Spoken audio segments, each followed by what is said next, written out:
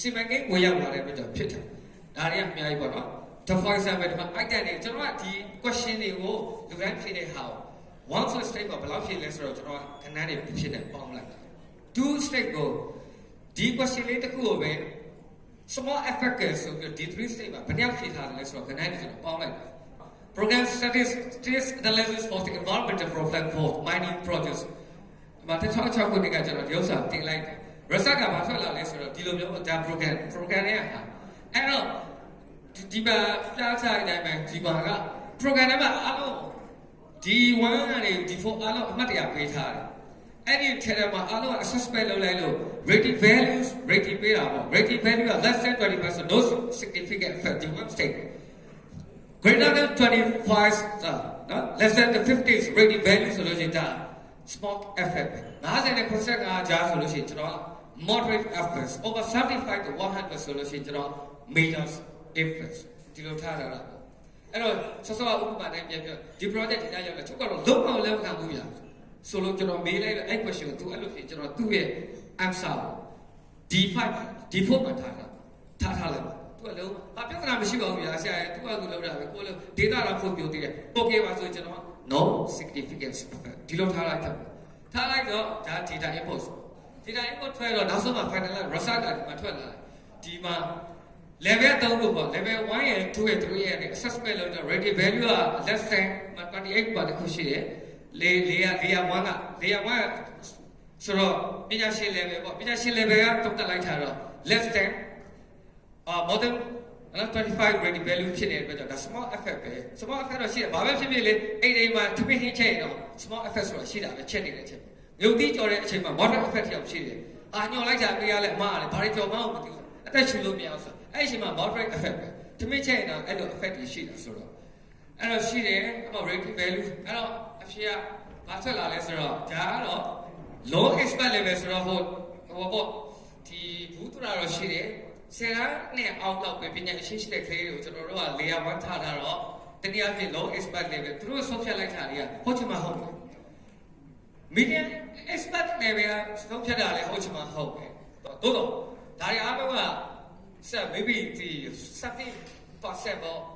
ဒါတိကျတော့ပုံပြမမှန်နိုင်ဘူး because of their mentally assessment not physical assessment for all those items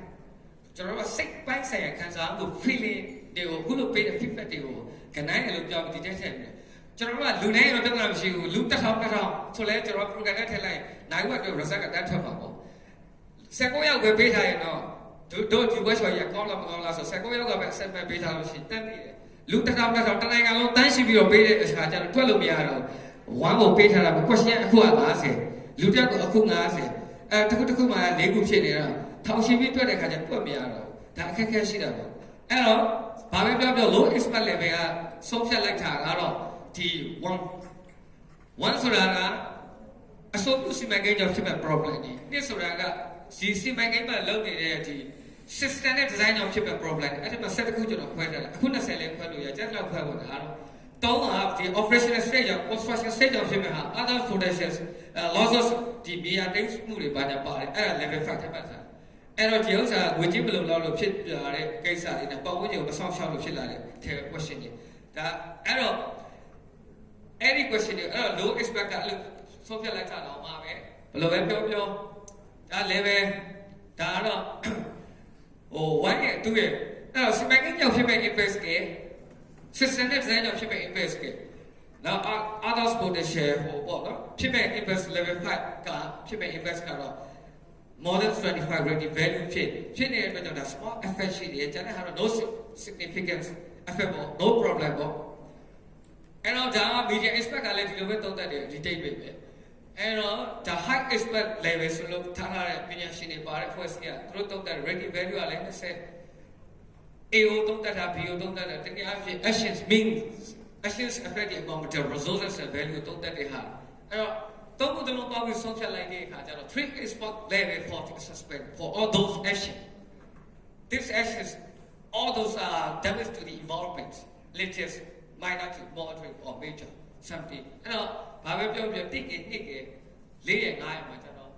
significance effect ရှိတယ်တဲ့ဟာတော့ပြဿနာမရှိဘူးပေါ့သူကသူ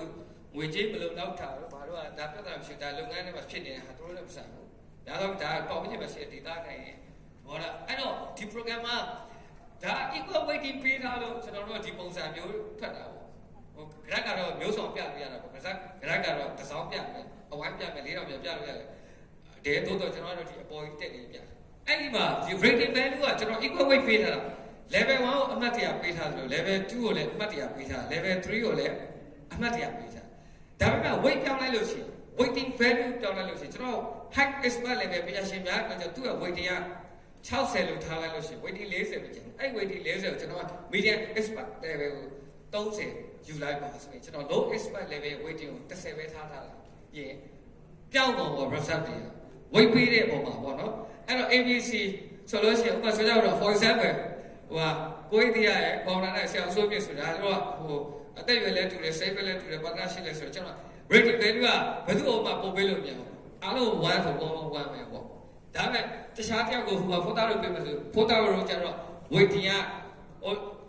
ပေးလို့မရတော့တကယ် expert level 1ပေးထားတော့ဟိုမျက်တိတော်တော့ဘာမှပေးလို့0ပဲ minus ပေးရတော့အဲ့တော့ဒီဘက်က30မိန်းမသူတို့1ပေးလို့ရအဲ့မှာ weighting value ကိုချိန်လိုက်လို့ရှိရင် variations of impact assessment ကလည်းပြောင်းသွားတယ်ဆိုတာဒါလေးပြတာပြောင်းသွားပါလေပြောင်းသွားပြီပေါ့နော်အဲ့တော့ recommendation ပေါ့အဲ့တော့ thank you for your kind